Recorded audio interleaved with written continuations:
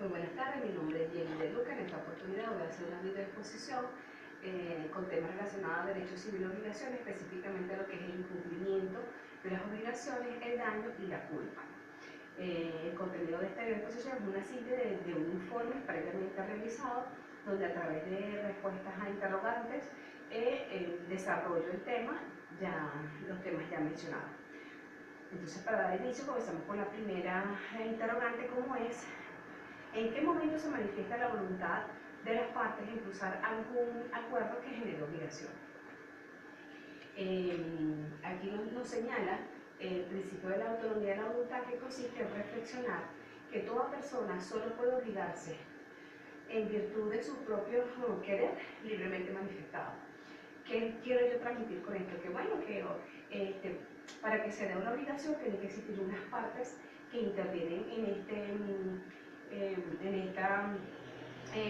esta actividad, ¿verdad? Tiene que existir un consentimiento y tiene que existir también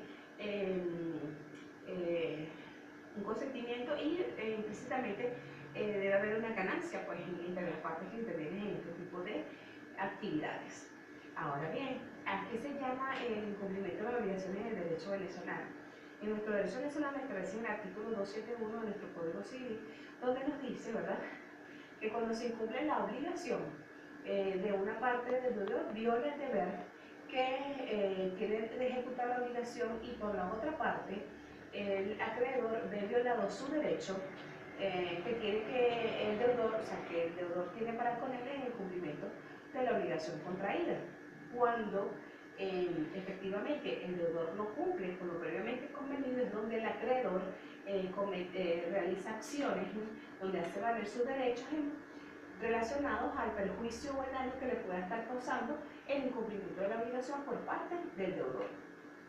Ahora bien, cuando nos referimos entonces cuáles serán las formas de incumplimiento de la obligación establecido en nuestras leyes venezolanas, seguidamente lo vamos a visualizar, ¿verdad? En el mismo artículo 271 dice: según su propia naturaleza, que puede ser total y parcial, también llamado defectuoso; según su duración, que es permanente o definitivo y temporal; y según, que cuando lo hablamos temporal también se llama con retardo; y según su origen, que se deba a hechos o causas imputables al deudor, que son voluntarios; y cuando son causas extrañas no imputables al deudor, entonces en este caso sería el involuntario. Ahora bien, cuando nosotros estamos hablando de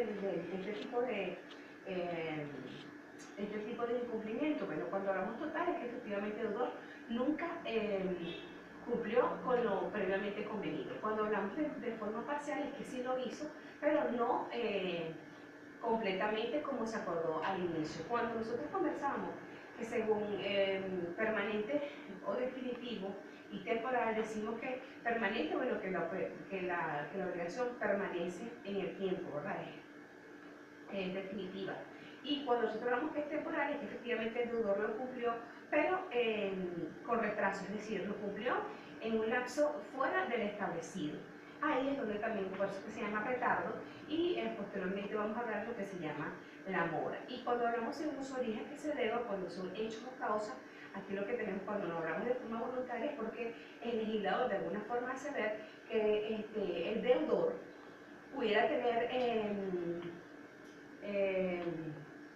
negligencia o imprudencia a la hora de cumplir con las obligaciones.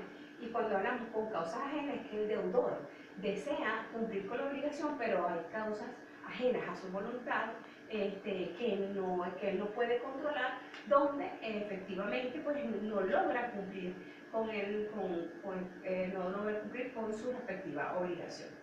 Pero que dice en este tipo de casos que tiene que ser demostrable.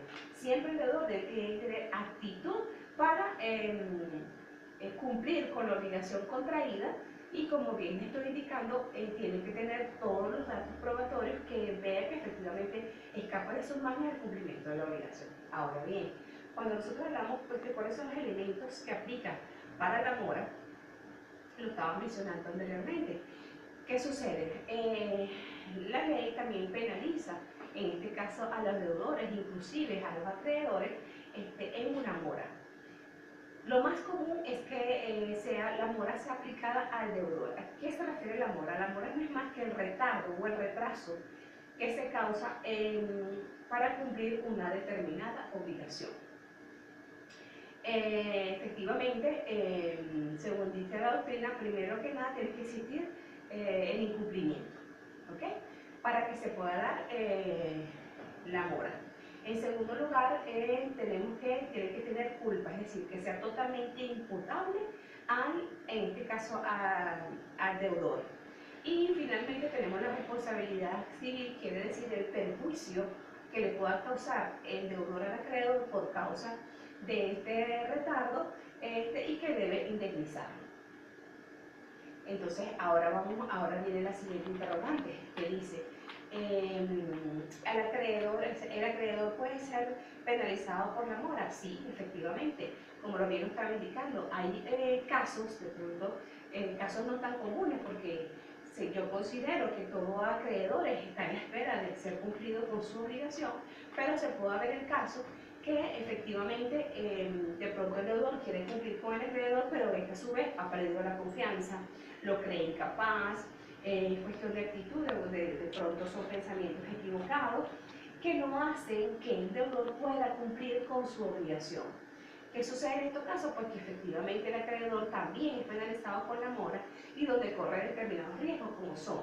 En primer lugar, si la cosa perece o desaparece en el transcurso del tiempo, en lo que antes, en el transcurso de que el acreedor no quisiese reconocer o aceptar el cumplimiento de la obligación por parte del deudor, entonces si eso llegase a suceder, no es responsabilidad del deudor. En segundo lugar tenemos si existe algún perjuicio en ese incumplimiento, donde en este caso se ve afectado al deudor, el acreedor debe indemnizar en este caso al deudor por los perjuicios causados. Y también puede darse, bueno, como les digo, el acreedor es la actitud de obstaculizar el pago de la deuda por causa del deudor. Entonces sí, efectivamente aplica la penalización, como yo le llamo, de la mora, porque considero que es una penalización, ya que es una indemnización que de alguna u otra manera el juez indicará cuando se causa un perjuicio o daño en cualquiera de las dos partes. Seguidamente, ahora nosotros vamos a cuáles son, al responder el siguiente debate, cuáles son las condiciones de las causas extrañas no imputables. También la norma establece lo que pudiera causar esos hechos que no son imputables en este caso al deudor o a la par, así al deudor. Pudiera ser entonces que la persona pueda no cumplir porque un hecho extraño de él se le impide cumplir con esta obligación. La otra es que el obstáculo que le impide el incumplimiento de ser posterior al surgimiento de la obligación, es decir, una causa sobrevenida continuamente, es el obstáculo que puede ser impredecible. La otra puede ser que la culpa del deudor es un hecho extraño,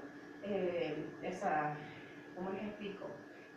No debe haber culpa de parte del deudor, quiero decir, debe ser un hecho extraño que le impide el cumplimiento de la obligación. Por ejemplo, un caso fortuito, como todos conocemos, un caso fortuito nadie lo espera, es una sorpresa, es una situación totalmente que escapa de las manos de quienes se ven afectados por ese caso fortuito.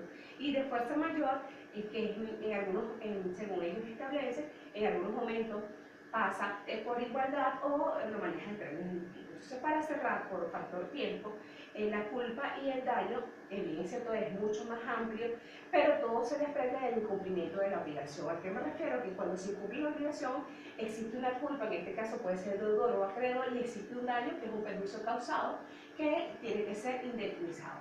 Es todo, espero haber cumplido con la asignación. Muchísimas gracias.